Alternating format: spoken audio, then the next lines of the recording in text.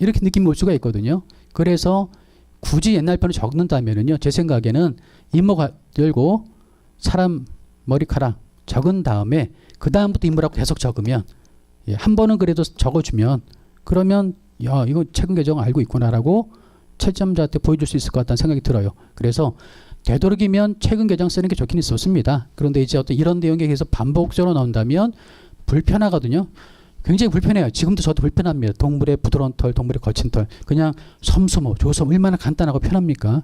근데 굳이 이렇게 해가지고 좀 우리 수험생 입장에서는 불편하게 해놨다. 근데 이건 국가 정책적으로 쉽게 표현하자고 하는 게 받아들여서 이렇게 바뀐 거거든요. 그러니까 어쩔 수가 없는 상황이고, 말씀드렸던 것처럼 굳이 쓰자면 이렇게 하는 걸 좀 추천을 드립니다. 옛날 걸 굳이 쓰자면. 네. 그리고 이렇게 이제 해석을 한 거죠.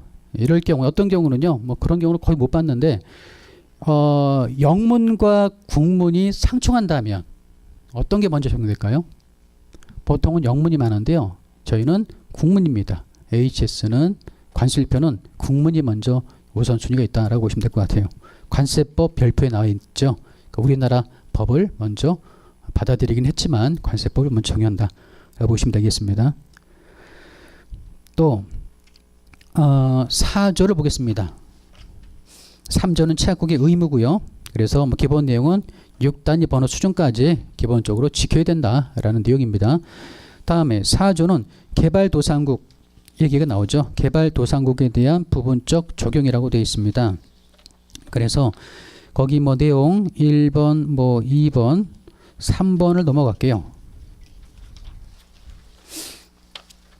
3번에 보시면 두 번째 줄 어느 하나의 5단위 소 내 6단위 소 전부를 적용하거나 전부를 적용하지 아니하거나 또는 어느 하나의 4단위 호 내의 5단위 소 전부를 적용하거나 전부를 적용하지 아니한다 라고 되어 있습니다. 라는 얘기는 6단위까지 꼭 지키지 않아도 된다는 뜻이죠. 6단위까지 꼭 지키지 않아도 원래는 6단위까지 반드시 지켜야 할 의무가 있습니다. 채학 당사국들은. 하지만 개발도상국은 좀 편의를 봐준 거죠. 그러니까 4단위는 5단위까지만 일치하게 써도 봐준다. 개발도상국은 뭐 그런 내용이고요. 네, 그래서 그런 내용과 관련해서 밑에 보시면 또 그 영영 얘기가 나오죠. 예, 6단위 5호, 5단위, 6단위 부분은 각각 0 또는 00으로 대체한다고 되어 있는데요. 이거는 뭐 개발도상국 떠나서 여러분이 기본서 법령집도 보면 가끔 그런 뒤에 나오는 내용 보신 적 있으시죠?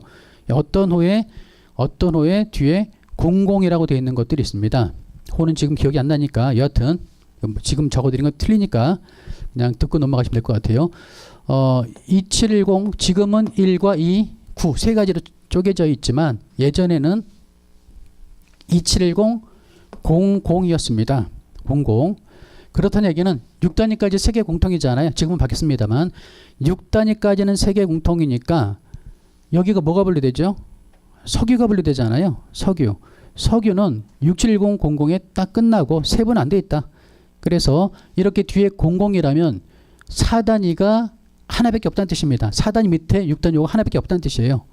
예.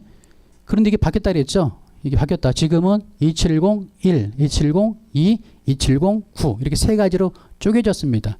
그런데 2710 00 그래 법령지에 보면 가끔 뒤에 보면 소 쪽에 00이라고 적혀 있는 게 있어요. 그거는 6단위가 구분이 안 돼 있다라는 얘기입니다. 그런데 이제 여기에 나머지는 쪼개져 있겠죠. 또 이게 이제 세계 공통 6단위 소 체계고요. 여기에 맞춰서 또 우리나라가 정하겠죠. 통계보호는 여기에 쪼개져서 1, 2, 3, 4, 1000, 2000, 3000 이런 식으로 우리나라가 정하는 거죠. 통계보호는 우리나라가 정합니다. 그래서 예전 책에는 뭐 여기에 휘발유, 등유, 중유 이런 식으로 쭉 책에 잡혀 있었거든요. 지금은 아니지만 그래서 책에 다 공부하셨겠지만 이렇게 지금 말씀드린 이 부분이죠. 뒤에 00 돼 있으면 요거는 거기까지는 쪼개진 게 없다. 그냥 그게 마지막이다. 세 번 안 돼 있다라는 의미로 보시면 됩니다. 네, 다음에 6번을 볼게요. 6번 페이지 넘어가서 본조의 규정에 의하여 통일체계를 부분적으로 적용하는 개발도상국인 취약 당사국은 적용되지 아니하는 소호와 관련하여 제3조에 의한 의무로부터 면제됩니다. 3조의 의무가 6단위까지 지켜야 된다라는 취약국의 기본 의무거든요. 그래서 6단위가 지키지 되지 않아도 된다라는 뭐 그런 3조 취약국의 의무에서 당연히 면제될 수 있겠죠. 다음 5조의 내용을 볼게요. 5조 내용은 개발도상국에 대한 기술 지원입니다. 뭐 제목만 봤어요. 내용은 뭐 제목에 관련된 내용이겠죠.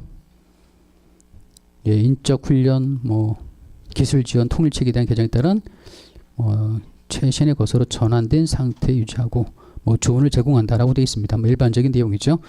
다음에 6조를 보겠습니다. 6조가 통일체계위원회입니다. 통일체계위원회는 예, HS위원회입니다. 이게 바로 HS위원회. HS위원회는요. HS위원회 1번 거기 보면 가로 열고 HS위원회를 설치한다고 되어 있죠. 넘어가서 1항, 2항을 볼게요. 2항을 보시면 통일체계위원회는 적어도 1년에 2회의 정기적인 회의를 개최합니다.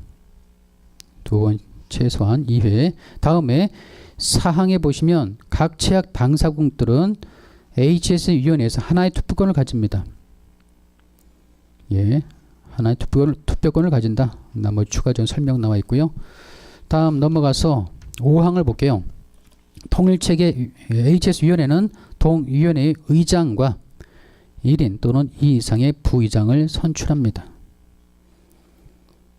네, 기타 또 몇 가지 뭐 승인 절차례 등 이런 게 나와 있고요.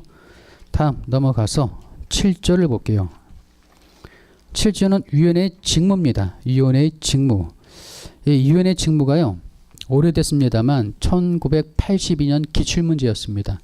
협약 문제가 이렇게 나오긴 했었어요. 지금은 별로 가능성은 별로 없지만 80년대에 한번 나왔었던 위원회의 직무입니다. HS위원회는 예, 8조의 규정을 고려하여 다음에 예, 직무를 수행한다 라고 되어 있죠. 가를 보시면 특히 뭐 굵은 글씨죠. HS위원회 하는 일들이 나와 있어요. 협약에 대한 개정을 제안한다든가 다음에 나머지의 10번 굵은 글씨로 되어 있죠. 통일체계의 해석에 관한 지침으로서 해설서, 분류견서 이런 것들을 작성한다든가 다음에 다해 보시면 권고를 작성한다든가 넘어가서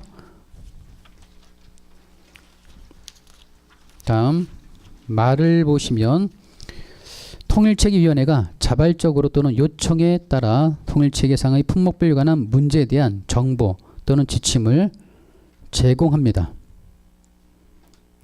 예, 이런 역할을 또 하고요. 다음에 내용은 보시고 다음 넘어가서 8조 이사회의 역할을 볼게요. 이사회가 바로 최고의사결정기관입니다. 최고의사결정기관. 우리 분쟁의 해결도 그렇잖아요. 당사국 간에 먼저 해결하고 10조에 나오지만 다음에 HS위원회의 판단을 맡기고 그것만치 안 되면 마지막에 이사회의 결정이 따르거든요. 바로 이사회가 최고의사결정기관이죠. 그런데 그렇긴 합니다만 좀 수동적이라고 보시면 돼요. 여기가 역할이. 그래서 심의한다. 1번에 보시면 협약의 개정안을 좀 심의하고 다음 마지막 줄 옆에 보시면 16조의 절차에 따라 취약 당사국의 그 개정안들을 권고합니다. 다음 2항을 볼게요. 거기 HS위원회 통일체계위원회 있죠. HS위원회 통일체계위원회 회의 중에 작성한 해설서, 분류의견서, 통일체계의 해석에 관한 기타 조언 이런 것들을 마지막 줄에 보시면 이사회에 회부할 것을 요청하는 통지를 행하지 아니하는 한 이사회에 의하여 승인된 것으로 간주합니다. 다음에 사망도 뭐 그런 내용이 나와요. 유사한 내용인데요. 사망도 보시면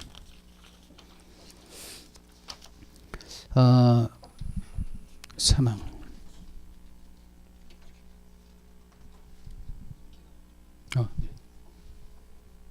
이건 통치기네요. 이거는 네 8조